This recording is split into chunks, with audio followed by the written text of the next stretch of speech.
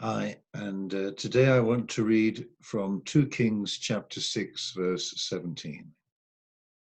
Then Elisha prayed, "O Lord, open his eyes and let him see." This was a prayer for his servant who was terrified because he saw the armies of the Syrians surrounding the mountain and the town in which they were living. The Lord opened the young man's eyes, and when he looked up, he saw that the hillside around Elisha was filled with horses and chariots of fire. Well, many years ago at Hyde Park Corner, you know Hyde Park Corner, where you're allowed to go and say whatever you want. Well, as is often the case, there was a man speaking boldly about his atheism. And he said, "There is no God," he said. "I've never seen him. There is no heaven, I've never seen it. There's no angels, I've never seen them. They don't exist." Well, there were loud cheers of agreement. Then a man raised his hand and asked if he could say a word.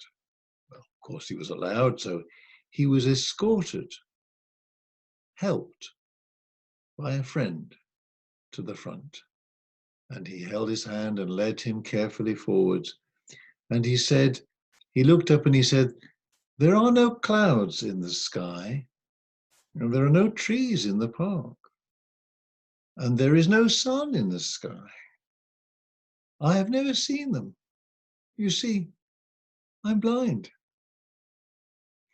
Well, Christians may defend their faith with powerful and convincing intellectual arguments, but in the end, we are witnesses of something we have seen by faith. In John chapter 9, Jesus healed a blind man, and the blind man was humiliated by the Pharisees, and they tied him in knots by their arguments. But in the end, the man cried out and said, "Well, one thing I know, though I was blind, now I see." That's in John chapter 9, verse 25. As sight is in the world of light, so is faith in the world of the Spirit. The moment we believe, we understand, and things fall into place. If God were a mere product of our intellect, we would never agree on anything. We'd all have different views and different philosophies. Where would we start? Where would we finish? But God is real, and we are blind till we believe. The wonder of having our eyes opened through faith is that the spiritual world is so amazing. There are majestic, powerful beings surrounding us and protecting us.